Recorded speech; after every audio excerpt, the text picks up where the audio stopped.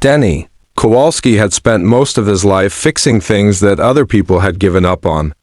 Engines, machines, broken parts that nobody believed could run again. But life hadn't been as easy to repair. Every morning, before the sun fully rose over the quiet town, Danny would unlock the rusted shutter of his small garage. The sign above it flickered half the time, barely readable. People passing by rarely noticed it, and if they did, they didn't expect much.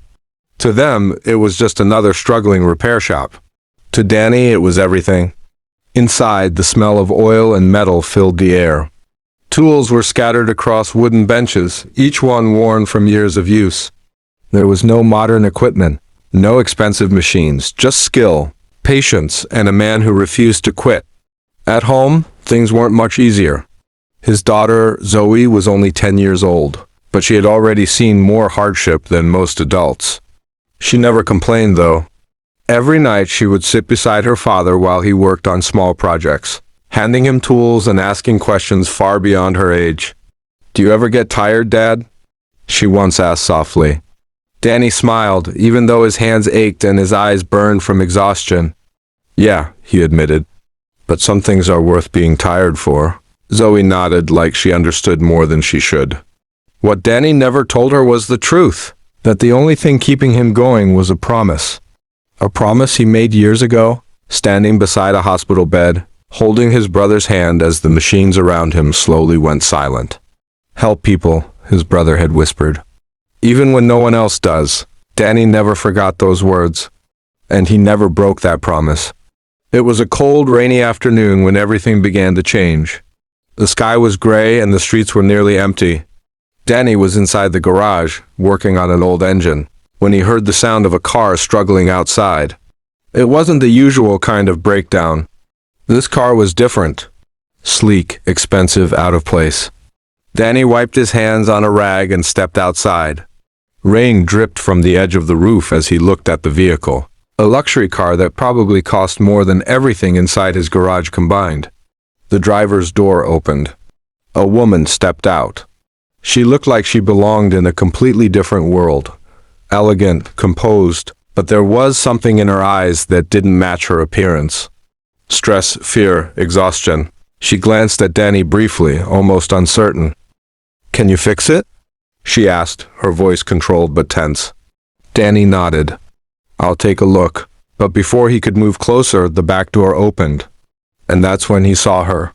A young girl, maybe around 12 or 13, carefully being helped out of the car. Her movements were slow, controlled, almost fragile. Then Danny noticed the brace.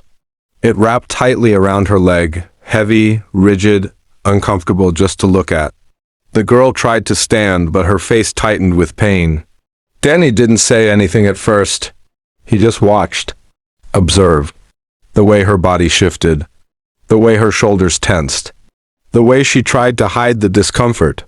Years of experience had taught him something important. Sometimes, the real problem isn't what people tell you. It's what they don't. He stepped closer, his voice calm. "That brace," he said quietly. "It's hurting her, isn't it?" The woman froze. For a moment, she didn't respond. Then, slowly, her expression changed. Not anger. Not denial. Something deeper. "How would you know that?" she asked. Danny shrugged slightly. "I fix things. You start noticing patterns." The girl looked at him, surprised. "Does it show?" she asked hesitantly. Danny met her eyes, gentle but honest. "Only if you're paying attention." There was a long silence. Rain continued to fall around them, but none of them seemed to notice anymore. Finally, the woman spoke again. "My name is Lexi Donovan." Danny didn't react to the name, even though, in another world, it would have meant everything. A powerful CEO, a woman known for building an empire. But here, in this small garage, she was just a mother. And he treated her that way. "I'm Danny," he said simply. She hesitated before continuing. "My daughter, Sienna. She hasn't walked properly in 11 years. Danny looked at the brace again. 11 years. That wasn't just a condition. That was a lifetime. "We've tried everything," Lexi added, her voice quieter now. Doctors, specialists, treatments, nothing works. There it was. The truth behind the control. The exhaustion behind the power. Danny didn't respond immediately. Instead, he crouched slightly, bringing himself closer to Sienna's level. "Can I take a closer look?" he asked. Sienna glanced at her mother. Lexi hesitated. This was a stranger. A mechanic. Not a doctor. Not a specialist. But something in Danny's tone, something steady, something real, made it hard to say no. Slowly, she nodded. Danny carefully examined the brace. He didn't rush. His hands moved with precision, his eyes focused on the smallest details. Then he leaned back slightly. "This isn't designed for her," he said. Lexi frowned. "What do you mean?" "It was made by... I'm sure it was made by someone very qualified," Danny interrupted gently. "But it's not made for how she moves." Sienna looked at him, confused. "What does that mean?" Danny smiled faintly. "It means... it's trying to force your body to move a certain way, instead of helping your body move naturally." Another silence. But this one felt different. Hope mixed with doubt. Lexi crossed her arms slightly. "And you think you can fix that?" Danny stood up slowly. "I don't know," he said honestly. That answer surprised her. No confidence. No promises. No sales pitch. Just truth.